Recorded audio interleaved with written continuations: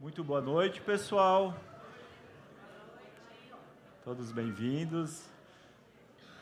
Esperar mais um pouquinho o pessoal se organizar.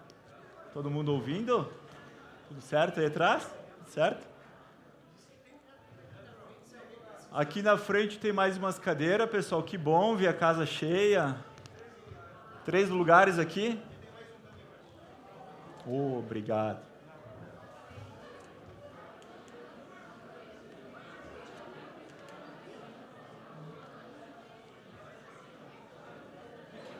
Três lugares aqui na frente, pessoal.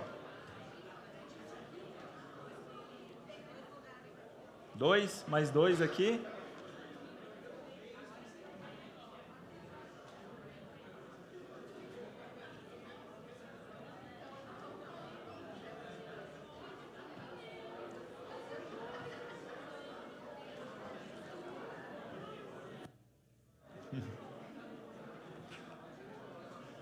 Então, pessoal, sejam todos muito bem-vindos novamente. Sintam-se, como o Diogo sempre fala, né? Sintam-se muito amados.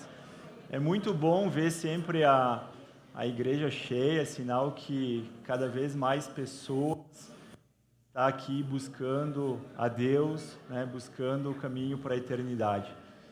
E eu vou pedir para vocês que vocês abram a Bíblia para a gente ler junto, que é Marcos, capítulo 5, dos versículos 21 ao 34. É bem longo hoje, pessoal, bem longo.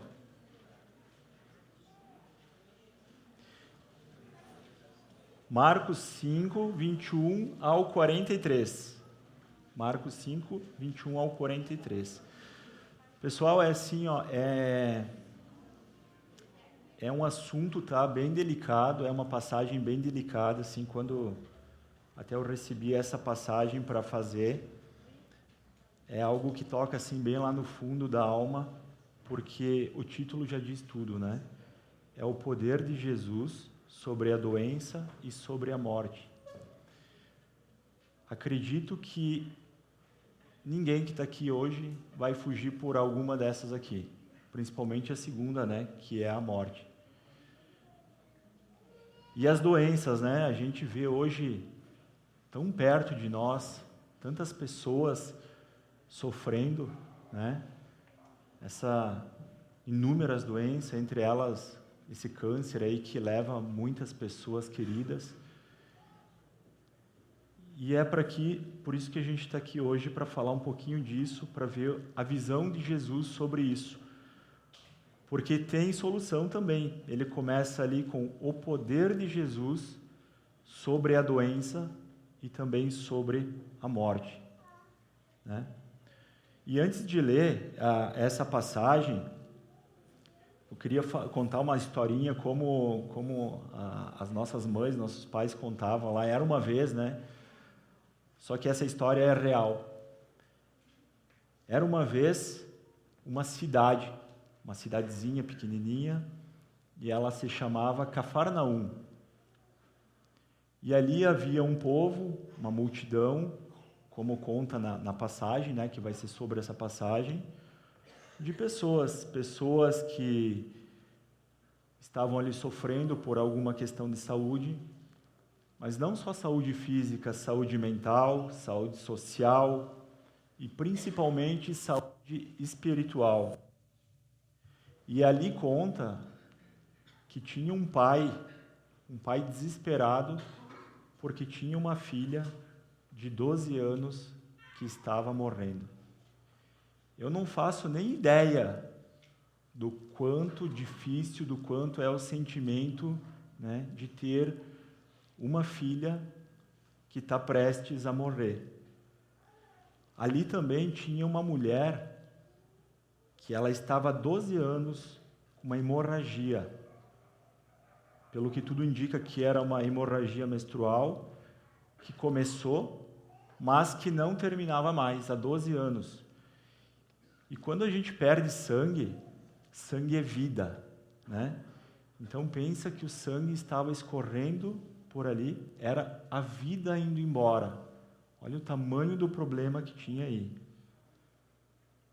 E também nessa história tinha pessoas com medo, e a gente vai falar sobre isso, e também muitas pessoas que não acreditavam, ou seja, pessoas descrentes.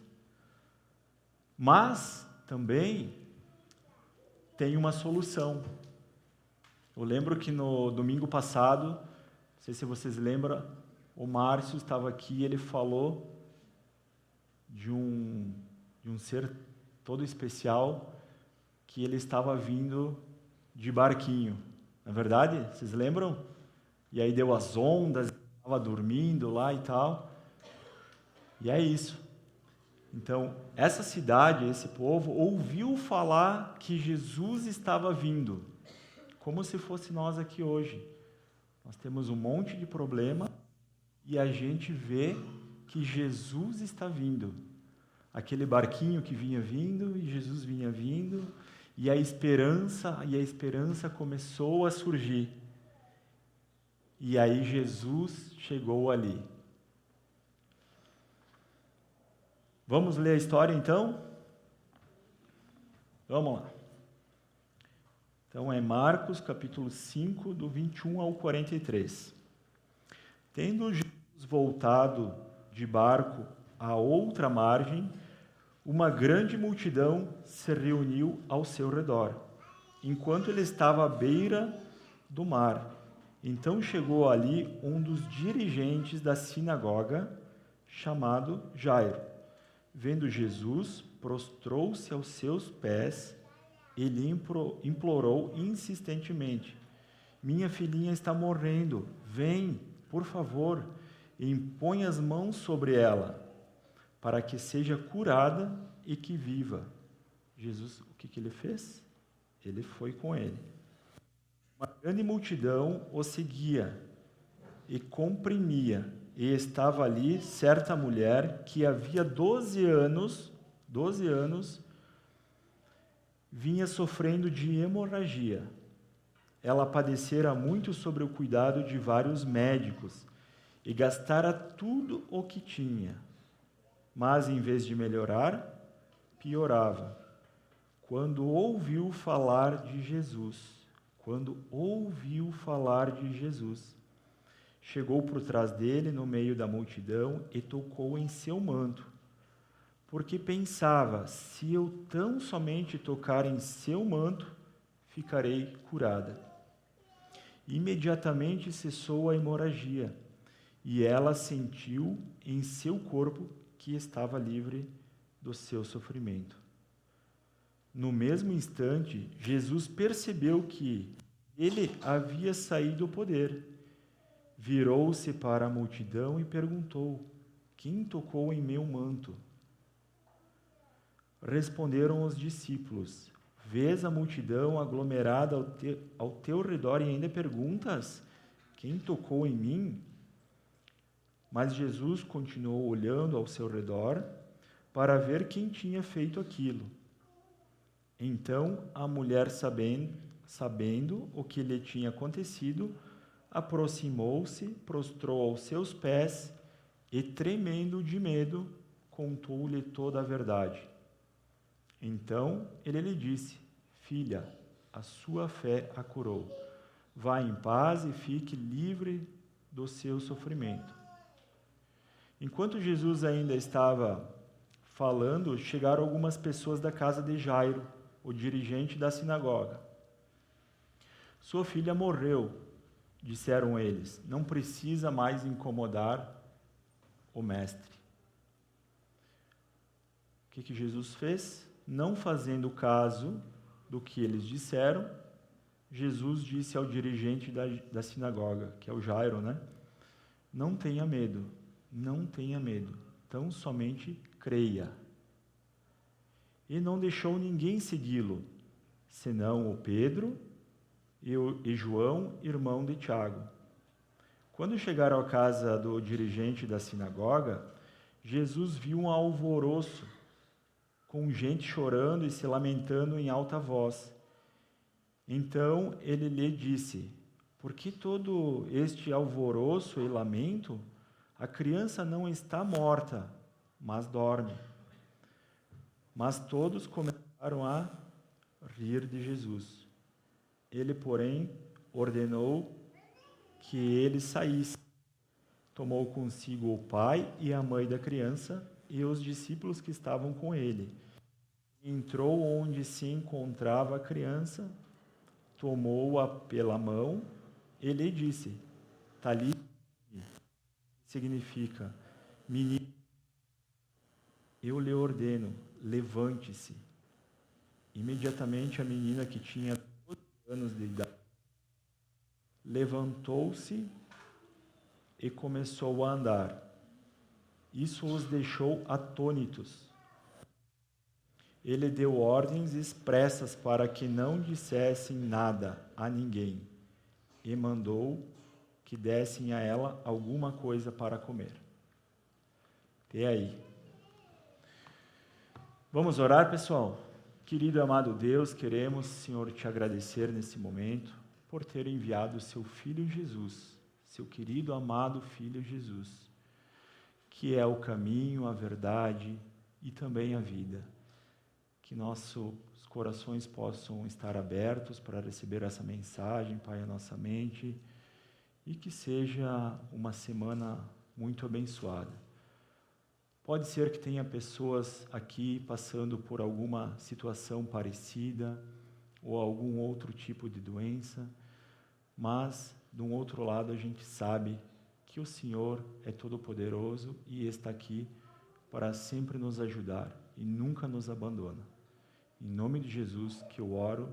Amém. Amém. Bora lá, pessoal. Então, vamos ver esse estudo maravilhoso. Eu vou fazer aqui com vocês exatamente como a gente faz no grupo Célula, tá?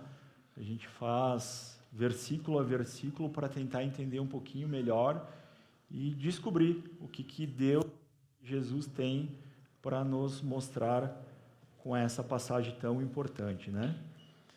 Então, o 21, tendo Jesus voltado de barco para outra margem, uma grande multidão se reuniu ao seu redor, enquanto ele estava à beira do mar. O que eu vejo aqui, pessoal? O que a gente pode sentir, né? E levar para as nossas vidas. O propósito de Jesus, a grande missão de Jesus. Jesus, ele veio para ser útil. Jesus, ele veio para fazer o bem. Jesus, ele veio para nos ensinar, para nos repreender, para nos corrigir. E para quê? Para nos prepararmos, pessoal, para as boas obras, para nos deixar mais fortes, né? Então, vejam que Jesus estava no barquinho, a recém, né? Dormindo. E aí a gente percebe que Jesus, ele era 100% homem. Por quê? Porque ele tinha essas necessidades físicas, tanto estava dormindo, mas também ele era neste momento 100% Deus. E ele prova isso com os milagres que ele executou ali, com a cura. Então Jesus, 100% homem, mas também Jesus 100% Deus. E o bacana que depois de toda a história de Jesus, hoje ele é um Deus onipotente, porque ele deixou conosco o Espírito Santo. Então ali ele atendia as pessoas de forma humana, mas como é bom a gente saber, né? Se a gente aceitar a Deus, aceitar a Jesus, ele pode estar do nosso lado. E muitos de nós não sabemos como aproveitar isso, né? E o 22, então chegou ali um dos dirigentes da sinagoga, que se chamava Jairo. Vendo Jesus, o que ele fez? Prostrou-se aos seus pés. Jairo, ele era um líder espiritual, né? Ele era responsável pela administração de uma sinagoga. O que era uma sinagoga? Era um local de culto e de reunião da comunidade. existia outros líderes também, né, de sinagogas, que não viam Jesus com bons olhos, e sim viam Jesus como uma ameaça.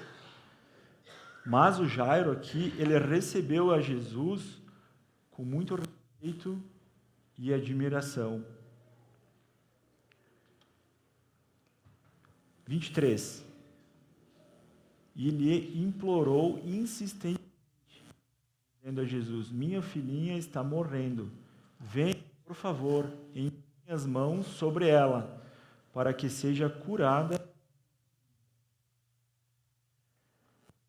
E a gente se dá por conta, de novo, do tamanho do problema que esse pai tinha, Jairo.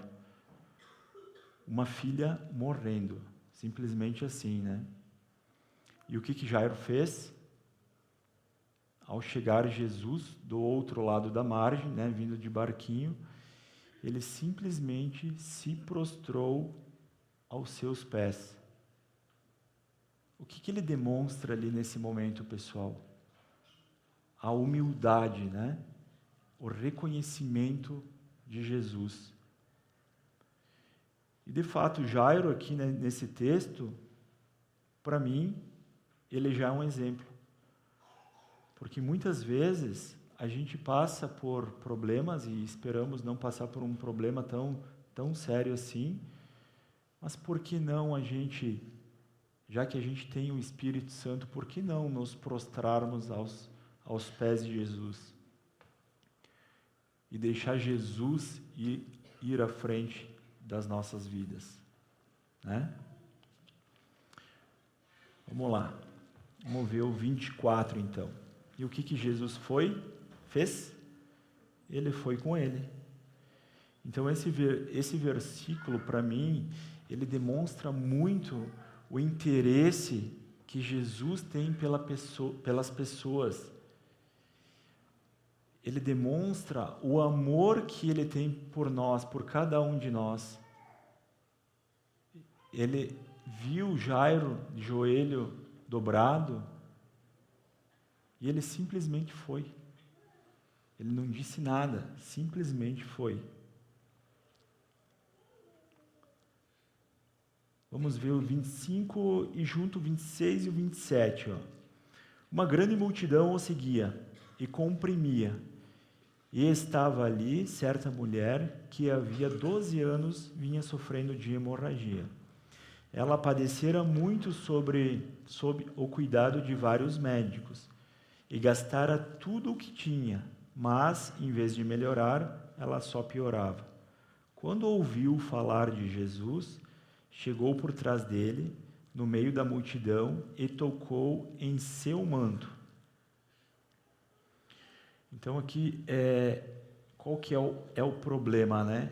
Uma mulher com uma hemorragia, um problema físico, uma hemorragia menstrual, né? Que fazia 12 anos já tendo isso. E uma pessoa com um ferimento desses, né? Sangrando, ela é uma pessoa que perde as forças. Uma pessoa perdendo sangue, a gente não tem ânimo para nada. Né? Não são das minhas palavras isso, mas eu escutei um médico falando um pouquinho sobre isso, né?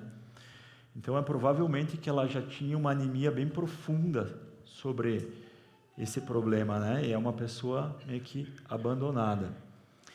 E no 26 ali mostra que ela provavelmente tenha gastado tudo o que ela tinha com os médicos, né? Então a gente tenta, né, fazer, não desmerecendo os médicos, né, mas sabe que chega a algum ponto que até os médicos dizem, não, isso aqui é só por Deus mesmo, né? Não tem mais jeito, é orar e procurar Deus e procurar Jesus, e esse caso é um caso que demonstra bem certo essa questão, né? E ela estava ali na rua, então ela tinha problema físico, ela tinha problema com as finanças, mas tinha também um problema social, Por quê? Porque na época, uma mulher ou qualquer pessoa sangrando, ela era considerada uma pessoa impura. E quando é considerada uma pessoa impura, é uma pessoa excluída, é uma pessoa esquecida, ou seja, é uma pessoa que para a sociedade ela é uma pessoa invisível, né? Lembrei agora que nós passamos pouco tempo atrás pelo Covid. Muitas pessoas, né? Até eu fiquei dentro de um quartinho lá isolado. Como é ruim, né? A gente ficar isolado do mundo. E de repente nem era o maior problema dela a hemorragia, mas sim essa questão de ficar isolada, de não ser reconhecida, não ser ouvida. Uma pessoa social. E no 27, o que ela viu, que chamou muito minha atenção também, ó, 27. Ela ouviu falar de Jesus. Ela ouviu falar de Jesus. Isso me faz lembrar quando nós ouvimos pela primeira vez falar de Jesus. Não é verdade? Alguém chegou ali para ela e falou de Jesus. E como é importante, não só a gente, né, nós que somos cristãos, ouvir falar de Jesus, mas também falar para as pessoas de Jesus. Sabe o que eu lembrei agora? Nós estávamos no parque ali agora, né, Gra? Falando de Jesus, e me lembrei da história que a minha esposa ali, a Gra, ela estava ali no parque, fazendo exercício e tal, e aí chegou ali, tinha um guri, acho que por volta aqui uns 16, 17 anos, tu lembra o nome? João. Aí ela viu na camiseta, né, ele estava usando, acho, um uniforme da escola, e ela viu na camiseta escrito João. E aí ela contando, né, para nós que começou a bater forte aquela vontade de falar de Jesus para João. Por quê? Porque o João, ele sentou lá no cantinho, abriu a mochila dele, pegou uma carteira de cigarro e acendeu um cigarrinho ali. Mais ou menos com 16, 17 anos. E ela conta que via no rosto dele aquela aflição, alguma coisa estava acontecendo. Mas ao mesmo tempo, sabe aquele medo que nos bate de não falar de Jesus? E aí a vozinha vinha dizendo, né, Gra? Fala com ele. Mas vou falar o quê? Fala com ele. Mas o que eu digo?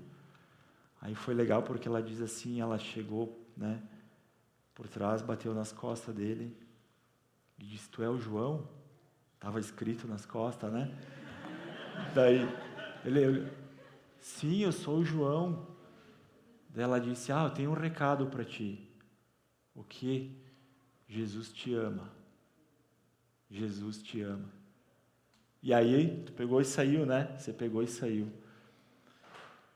Um simples comentário, uma simples palavrinha.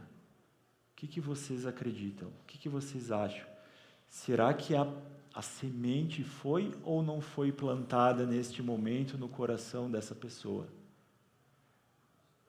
Chegou lá e disse, Jesus te ama.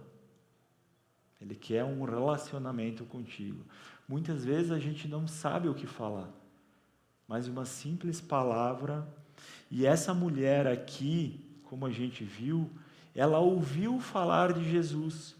De repente alguém bateu nas costas dela e disse, Jesus existe, o Cristo existe. E que bom que a gente pode se apegar no lugar dele, né? Se apegar na mão dele. Vamos continuando. E aí no 28, porque pensava, continuando falando da mulher, né? Ela porque pensava, se eu tão somente tocar em seu manto, ficarei curada. O que a gente vê aqui? Ela disse, se eu só chegar lá e tocar nele, eu serei curada. Sabe o que a gente vê aqui? A gente vê um exemplo de fé. Mas não é qualquer fé, é muita fé. Quando a gente pesquisa sobre fé, fé é confiança, mas principalmente confiança em Deus. A gente está plenamente consciente de que a gente vai ser curado. E fé também é ser otimista consigo mesmo, é acreditar que a cura vai existir. Então, primeiro, fé em Deus e ser otimista. Fé também, nesse caso, foi ser resiliente. Ela enfrentou o desafio. Ela teve coragem de ficar até então ali sofrendo, mais viva. E quando ela viu Jesus, ele estava abraçado, ele estava numa multidão, e ela tinha que achar força em algum lugar para ir lá e tocar no manto dele, porque ela acreditava que quando ela ia tocar no manto dele, ela ia ser curada. Então, quando a gente fala muitas vezes, eu tenho fé, mas eu não tenho resiliência, eu não faço nada, ou eu não sou otimista, ou eu confio mais ou menos em Deus. Esse é um exemplo muito claro de como a gente tem que ter fé, resiliência. Vamos ver o 29. Imediatamente cessou sua hemorragia e ela sentiu-se como quem estava livre do seu sofrimento. Então, neste momento, ela recebeu o milagre e foi curada. No 29. Vamos ver do 30 ao 34. No mesmo instante, Jesus percebeu que dele havia saído o poder. Virou-se, virou-se para a multidão e perguntou: quem tocou em meu manto? Responderam os discípulos: vês a multidão aglomerada ao teu redor e ainda perguntas: quem tocou em mim?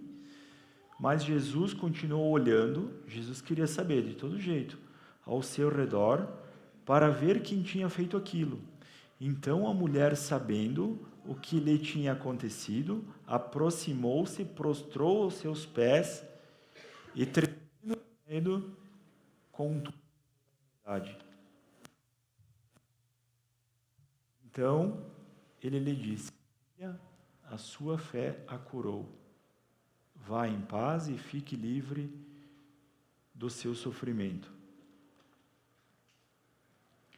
Perguntinha para nós refletirmos: por que Jesus estava procurando a mulher? Por que Jesus virou-se e queria saber quem que estava tocando no seu manto? Sabe o que eu acredito, pessoal? Pode ser que a gente busque várias respostas para essa pergunta. Mas, quando Jesus virou, ele não queria apenas curar o corpo físico, o físico dessa mulher. Ele queria curar também a alma dessa mulher, o psicológico dela, o emocional. Jesus, ele nos oferece, gente, uma cura completa. Ele queria devolver a voz para essa mulher. Ele queria devolver essa mulher para a sociedade. Ela queria que essa mulher fosse um exemplo. E principalmente, e o mais importante, ele queria curar a vida espiritual dela, mostrando salvação. Porque se ele curasse só o corpo como ela foi curada, o nosso corpo, ele vai ser de novo. Vai padecer. Mas a salvação ela é eterna. E é isso que é mais importante. E aí uma simples pergunta aqui. Será que a gente estamos deixando Deus tocar em nosso corpo? No sentido de cuidar do nosso corpo um pouco? a nossa alimentação, o nosso sono, a gente faz algum exercício? Não vou entrar mais nesses detalhes, mas é a casa de Deus, não é verdade? Curar a nossa alma, as feridas que a gente vai tendo pela vida, psicológico, as nossas relações, o nosso casamento, no nosso trabalho. Vida eterna, né? Digamos assim, confiar a administração da nossa vida às mãos de Jesus. Quando a gente está tomando chimarrão lá na nossa casa, né? Dizer, Jesus, senta aqui, não precisa ser só na hora difícil, não deve ser só na hora difícil. Temos que ter Deus sempre conosco, do nosso ladinho, porque o nosso corpo ele vai padecer, a gente vai sofrer, mas a nossa alma sendo salva é uma alma eterna. Vamos ver o 35, então. Enquanto Jesus ainda estava falando, chegaram algumas pessoas da casa de Jairo, o dirigente da sinagoga. Tá ruim o som? Não? Sua filha morreu, disseram eles. Não precisa mais incomodar o mestre. O que eles estavam querendo dizer é o seguinte aqui, ó. Poxa, Jesus chegou. Qual que é a prioridade aqui? É uma mulher que estava há 12 anos sangrando ou era uma menina que estava morrendo? Parece, né, que eles estão meio que, não precisa mais ir lá. A menina já morreu. Se Jesus tivesse ido direto até a casa, quem sabe ele teria curado a menina a tempo. Mas não, ele saiu, né? E o que a gente aprende com isso? A gente aprende sobre a ansiedade. E tem um versículo, né, que é Filipenses 4, 6 e 7, que diz assim para nós, que a gente não deve andar ansiosos por coisa alguma, mas em tudo em oração. A gente não está aqui para dizer o que Deus deve fazer, o que Cristo deve fazer. Ele tem o domínio sobre nós, Ele sabe o tempo, né? E se for da vontade dEle, por isso que a gente aprende a orar assim, Senhor Jesus, se for da Tua vontade, Senhor nos cure, se for da Tua vontade, se for o melhor para nós, porque é só Ele que sabe o que é melhor para cada um de nós. Então, muitas vezes, a gente tem essa urgência de dizer, Jesus, eu quero estar por primeiro, mas é Ele que sabe o tempo, é o tempo de Deus, né? O 36, não fazendo caso do que eles disseram, Jesus disse ao dirigente da sinagoga, que era o Jairo, né? Não tenha medo, tão somente creia. Não tenha medo, tão somente creia. Me dei o direito de buscar um pouquinho mais sobre essa palavra tão forte, né? Que é o medo. O medo ele tem os dois lados, né? O medo da moeda, os dois lados da moeda. Tem um lado que ele é essencial, né? Que é onde nos alerta algum perigo. Mas também medo, ele é um pouco ao contrário de ter fé. Porque se tu for pesquisar, o que o medo nos faz, nos traz? O medo, ele nos faz perder a confiança. Inclusive a confiança em Deus. Ele nos traz limitações. Ele nos traz reações agressivas. A gente acaba, de alguma maneira, tentando nos defender e a gente fica agressivo. E sem contar toda a ansiedade e todo o estresse. Lembro sábado de manhã que nosso filho não queria ir para a escolinha, ele ficou todo irritado, estressado, ansioso, chorava por não querer ir para a escolinha de futebol. E aí, logo em seguida, eu li sobre o medo. E tu vê, pode ser que ele tinha um medo de alguma coisa que aconteceu lá porque ele não estava querendo ir. E muitas vezes nós pais, a gente vai lá e empurra, vai, né? Então a gente tem que ter uma atenção nas nossas vidas com relação ao medo, mas não ter medo, ter fé, crer, né? Vamos adiante, o tempo vai passando. Esqueci de colocar aqui, Diogo. Está quase no fim. Ansiedade, né? 37 ao 39. Essa falando de medo, gente, vocês sabem que é bom estar aqui em cima, né? Essa palavrinha medo vem, ela vem. Mas quando ali é, não tenha medo. Leandro, tenha fé, creia, somente creia, vai dar tudo certo. E vai dar. O 37, e não deixou ninguém segui-lo, senão Pedro, Tiago e João, irmão de Tiago. Quando chegaram à casa do dirigente da sinagoga, Jesus viu um alvoroço, com gente chorando e se lamentando em alta voz. Então entrou e lhe disse: por que todo esse alvoroço e lamento? A criança não está morta, mas dorme. Então o que a gente vê aqui é a compaixão que Jesus demonstra àquelas pessoas que estavam ali, né? E fé. Então, muita fé. Vamos ao 40, passando um pouco. Mas todos começaram a rir de Jesus. Ele, porém, ordenou que eles saíssem. Tomou consigo o pai e a mãe da criança e os discípulos que estavam com ele. E entrou onde se encontrava a criança. O que a gente aprende com esse versículo, né? Um bom exemplo de Jesus. As pessoas estavam ali rindo, zombando de Jesus. E o que ele fez? Ele disse, não falou nada. Só para, vamos ali fora um pouquinho, dão licença, deixa eu assumir aqui, eu vou fazer o meu trabalho e está tudo certo, né? Então é um bom exemplo para mim, como a gente deve, nessa situação, lidar com os conflitos do nosso dia a dia. Às vezes a gente tem que ignorar. E o que ele fez ali? Ele fez uma conexão, ó.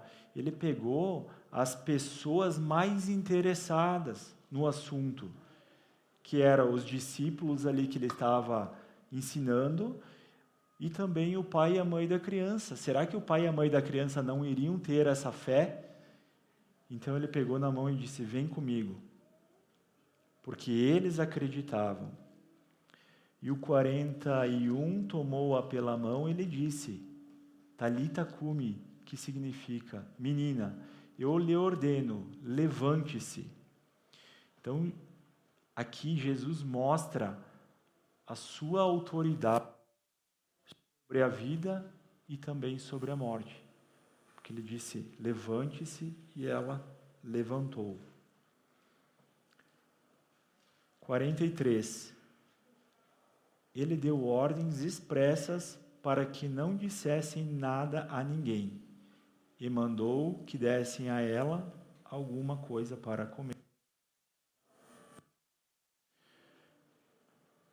Por que você falou para não falar para ninguém, deixa assim? O que a gente pode aprender com isso e a gente pode levar hoje daqui para as nossas casas, né? Primeiramente, a humildade. E segundo, que a gente não precisa ficar, né, falando abertamente das nossas conquistas para todo mundo. Olha só que aprendizado mais fantástico.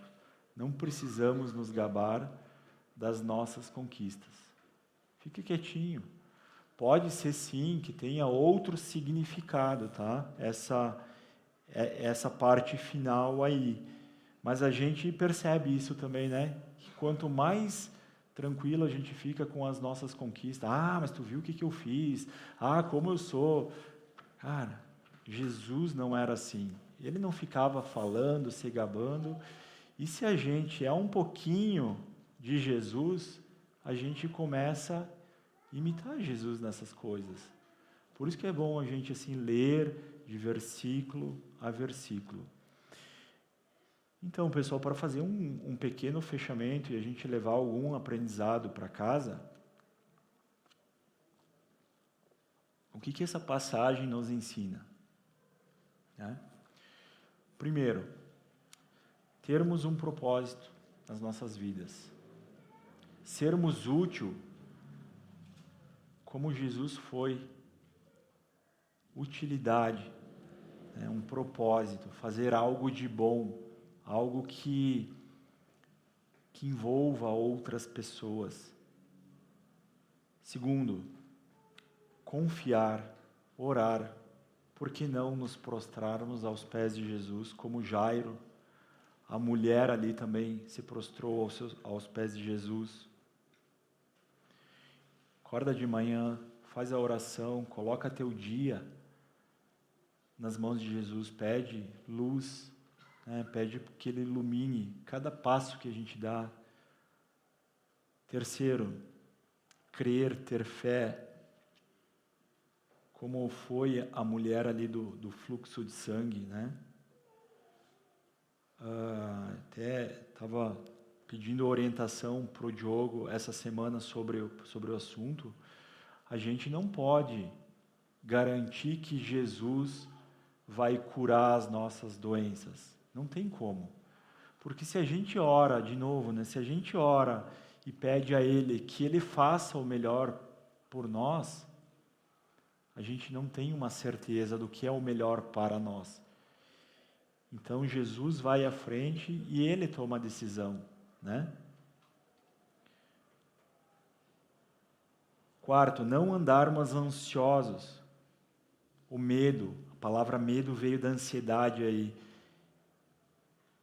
E aí a gente lembra de Jairo de novo nessa passagem. Ele estava com medo. Filha, amor, não tenha medo, eu estou aqui contigo. Não andem ansiosos.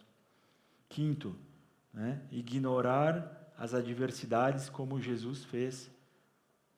A gente não precisa entrar nas brigas, entrar na discussão. A gente pode dar um jeitinho de sair. Isso aí não faz sentido, não precisa a gente estar discutindo. A gente sabe que tem pessoas com pouca fé, né? E como diz assim no sexto, andar com pessoas de fé, ou procurar pessoas de fé, para que a gente possa subir. Não estou dizendo que a gente deve deixar todo mundo lá embaixo, não. Nós cristãos, acredito que a gente tem que andar com pessoas de fé, para poder ter a fé, para poder falar de Jesus e transmitir essa fé para outras pessoas.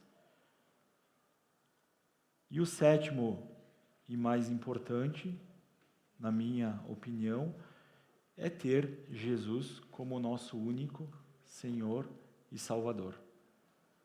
Levar Jesus, ter Jesus como nosso único Senhor e Salvador. Viu que passou o tempo rapidinho? Nem liguei aqui e deu tudo certo, né? Vamos orar, pessoal? Querido e amado Deus, queremos, Pai, te agradecer pelo poder que você tem sobre as doenças, sobre a morte.